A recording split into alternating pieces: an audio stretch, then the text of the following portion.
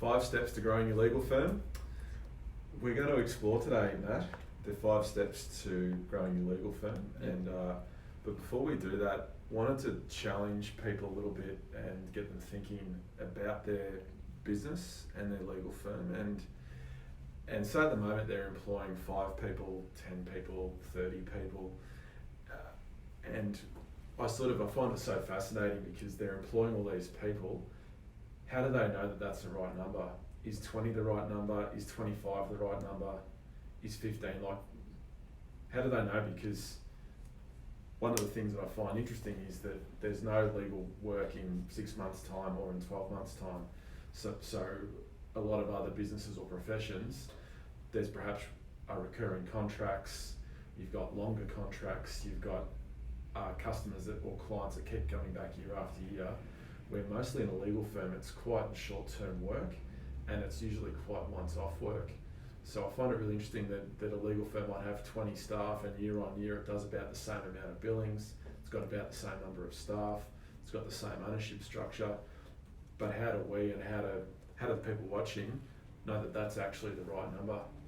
Yeah, look, it's an interesting game, isn't it? It's all based on relationships for them to keep doing that. But it's amazing they manage to do it year on year generally, but it does take a bit of behind the scenes planning as to how they put it all together. So, we do have the 5 steps to grow the legal firm, which is a little guide that we have.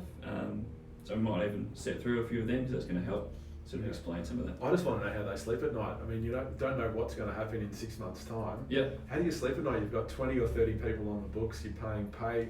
Are you making pays every week or every fortnight? Yeah. And we don't know what we're doing in 3 months' time or 6 months' time.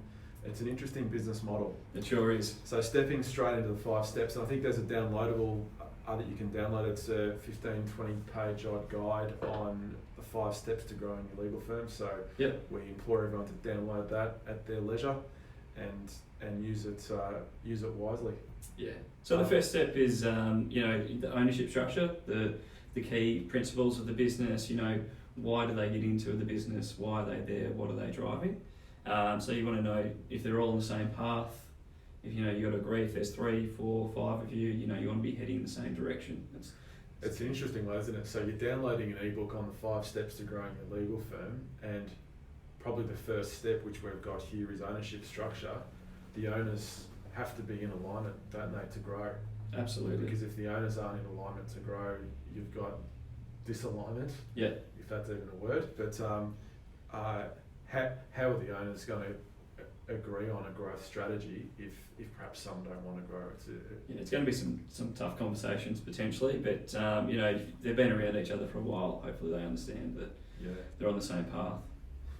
One of the second things I think that gets forgotten in growing, and this is still on the first step, ownership structure, but it's what owners sometimes have to give up with growth. So if you're in a legal firm and perhaps you've got 2 or 3 partners, 20 odd staff, it's when you grow or go to the next step, what does that look like for the owners? Does that mean that they lose some control over the staff?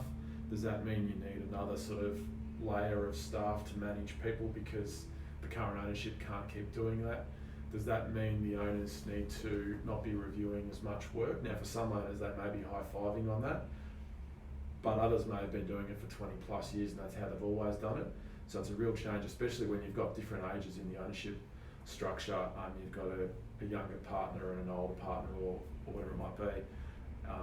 So it's not just about, we want to grow, it's also about what does growth look like for the owners. Yeah, exactly. Yeah, and there's no straight path. It's not just A to B. There's a lot of ups and downs and interesting elements to it. Okay, so that's the first step, is the owners have to be aligned, or the owners have to understand what growth looks like. Yes. Second step that we're saying is team structure and capabilities. Yeah, this is where you sort of alluded to a little bit. You might lose a little bit of control as an owner, but you hopefully backing that in with a strong structure underneath it. And whether that needs different layers, whether it was a flatter structure, maybe it needs to go more of a vertical organisational structure. There's definitely elements there that need to be assessed. Yeah. So we've got a lot of management speak here. We've got different layers, verticals, correct, all that sort of stuff. I sort of like to simplify it with flat and deep. So a traditional structure perhaps that a legal firm has grown up with, and that might be, when I say grown up, that might be one partner and they've grown up into 2 partners, 3 partners. But that's a flat structure where there's just a whole lot of lawyers on the one level.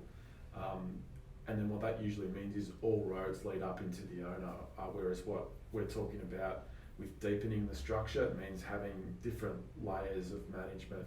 So there's a deeper structure, there's perhaps teams. So it's just a consideration. If you want to grow, will your structure allow growth easily, or do you have to put on really expensive lawyers every time because you've got a flat structure? Yeah, and the owners need to be aware of, maybe their structure that they have at the moment isn't the right structure to take them forward, and being open to that change as well. This is good stuff. So that's two steps out of the 5. Third step, what are your systems and processes like? And you'll notice too, everyone will notice we haven't got onto marketing and sales yet. So how to grow your legal firm? Gee whiz, we need to juice up our marketing and sales, but we're still not there. So the third step, systems and processes. Yeah, the big business word, efficiency, is in there.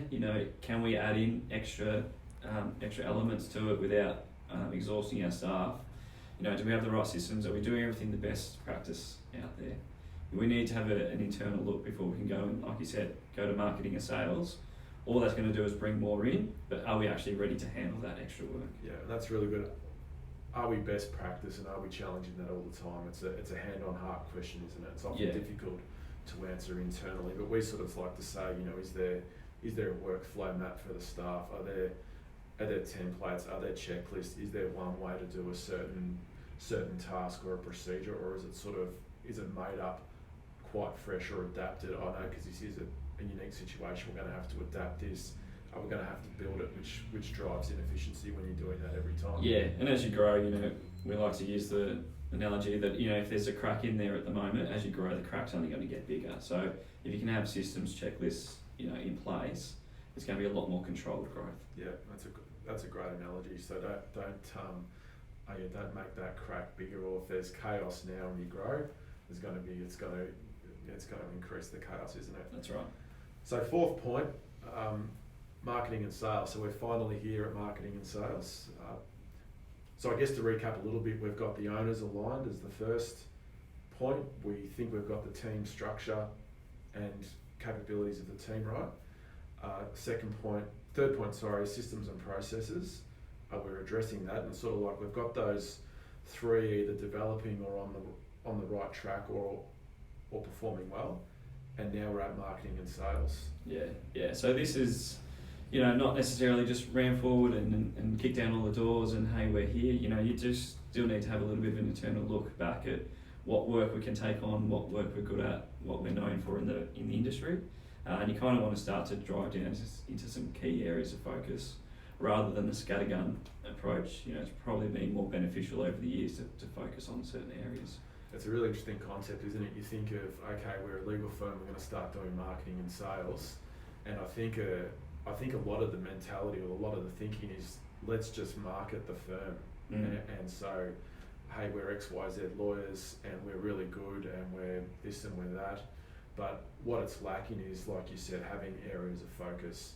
So here are our 3, 4 or 5 areas of focus, and having a specific marketing plan for each area, because each area is going to be different. There's going to be different referral partners. There's going to be different channels. Is it retail? Is it business that you're going after? Like, what actually is it that you're targeting? An example is, you're a legal firm and wills and estates is one of your areas of focus.